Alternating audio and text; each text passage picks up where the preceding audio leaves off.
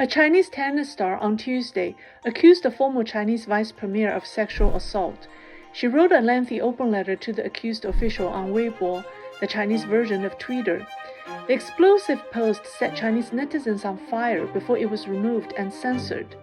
It's the first time a sex scandal involving a senior leader of the Chinese Communist Party ever got exposed.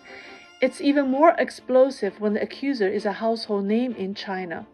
Who is the official involved, and how will Xi Jinping take advantage of the scandal politically? Hello, welcome to Lei's Real Talk. I'm Lei. The 35-year-old Peng Shuai is one of China's most celebrated tennis stars, who won a doubles title at the 2013 Wimbledon and the 2014 French Open. The accused is the 75-year-old Zhang Gaoli, retired vice premier and former member of the Politburo Standing Committee, the CCP's highest governing body. On November the 2nd, Peng wrote a long, detailed, and emotional letter to Zhang and posted on social media. The most sensational part of the letter details how Zhang forced her into a sexual relationship with him. According to Peng's post, 3 years ago, Zhang contacted Peng through a doctor at the Tianjin Tennis Center to play tennis with her. After the game, Zhang and his wife took Peng to their home. He took her to one of the rooms, and she was shocked when Zhang propositioned her. According to Peng, she cried all afternoon. After Zhang had dinner with her and his wife, Peng still didn't agree. Out of fear, she eventually gave in. Zhang got what he wanted while his wife guarded the door outside. Peng said that same ordeal happened before, over 10 years ago. Never before has the Communist Party allowed details of its leaders' sex lives to be publicly exposed, not to mention one that borders on sexual assault. The authorities put out a blanket censor on Peng and Zhang's names. Words like tennis and vice premier were censored too. Because Zhang Gaoli's former position was vice premier, the CCP's great censor machine quickly deplatformed a Korean drama because its name is Premier and I. Peng's story seemed real to me for 3 reasons. First, the authorities' all-out censor speaks louder than anything. Secondly, she gave details. For example, she said she and Zhang played tennis in the Kangming Dasha. That's the building where the activity center for the State Council's retired CCP leaders is located. That would be the place where Zhang Gaoli plays tennis. She also mentioned that when they met, her mother drove her to Xishiku Church before she transferred to Zhang's car. The Xishiku Church is located at the northwest corner of Zhongnanhai, the CCP's leadership compound. It's where the offices of vice premiers are located, and some vice premiers also live inside the compound. More importantly, her story is compelling because you can feel the genuine outbursts of anger and shame from a woman whose body and feelings were both violated, and the helplessness she felt after being disposed of quickly by a man whose untouchable cannot be faked. Almost all major Western media reported the story, including the New York Times, Wall Street Journal, CNN, Bloomberg, and BBC. They reported the story from the Me Too movement's angle. I think they're only looking at it superficially, through the West's perspective, and don't touch the issue at the core. Peng's post exposed 2 outrageous facts about how corrupt the CCP leaders are. In the post, Peng wrote extensively about her troubled feelings for Zhang. On the one hand, she felt betrayed and violated. On the other hand, she's emotionally attached to him. So some Western media calls part of her ordeal a consensual relationship. I don't think that's the case. Sexual coercions don't always require brute force. Starting from Mao Zedong, the CCP leaders have a notorious reputation for being promiscuous. They use their power to target famous women, TV anchors, movie stars, and celebrities. When Peng and Zhang first met, she was about 20 and he was 60. He used his influence and power to force a sexual relationship, but also deceived her into believing it was love so that he could continue to abuse her.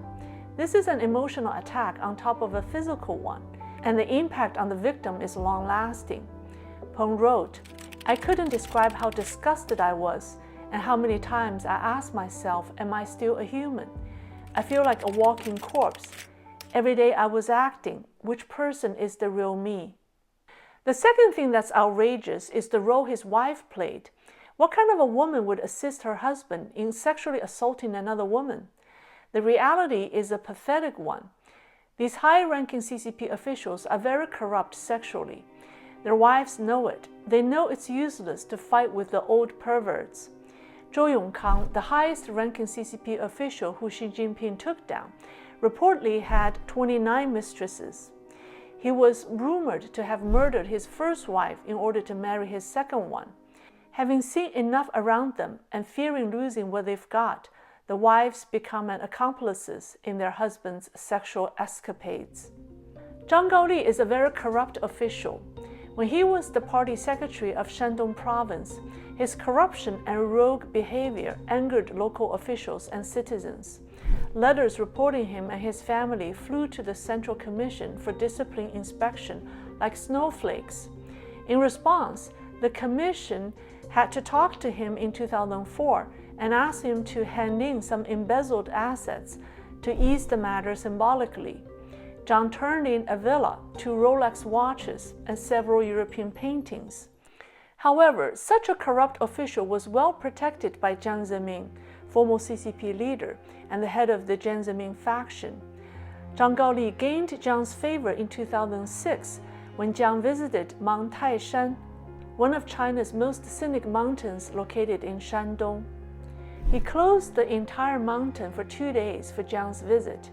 He arranged a big sedan chair and had 8 people carry Jiang up the mountain, while he himself walked behind the sedan.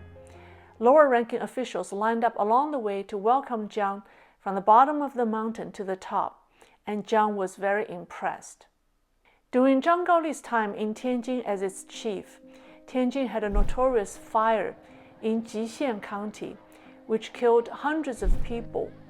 Zhang forced the people to keep quiet. He remained untouchable because of the protection from Jiang Zemin, and eventually rose to be a member of the highest governing body, CCP's Politburo Standing Committee. People are suspicious of the fact that the CCP's great censorship machine allowed Peng's post to remain on the internet for 20 minutes before being taken down. With the level of surveillance and the technology the CCP has, the post would not survive a minute on the internet. The fact that it stayed alive for 20 minutes means that someone wants Peng's story to be told. Who could that be? My guess is the man who is engaged in a life and death fight with Zhang Gaoli's great protector, the Jiang Zemin faction. Xi Jinping would undoubtedly welcome the opportunity to bring down one of his opponents through the scandal. However, Xi Jinping has his concerns. He knows how corrupt these CCP leaders are. There are tons of celebrity women like Peng Shuai out there who have a burning story to tell. If he lets one speak out, 100 will follow. The CCP officials' dirty laundry will all be exposed, and the world will be shocked. That's why after 20 minutes, the authorities decided to shut it down and completely censor it. Ironically, the more regimes censor something, the more curiosity it creates. People are getting creative, and some use English letters mixed with Chinese to bypass the censors. As the scandal unfolded, the 4 major Xinyi Hong Kong stocks, headed by Zhang Gaoli's son-in-law, Li Shengpo, suffered a severe setback the day after the scandal was exposed. They plummeted between 5 to 10%, and their market value evaporated by nearly 20 billion Hong Kong dollars. How Xi Jinping will use this scandal to attack his enemy and solidify support for him within the CCP is yet to be seen. You can watch my video explaining Xi Jinping's biggest enemy right now. That's all for today. Thank you for watching, and I'll see you soon.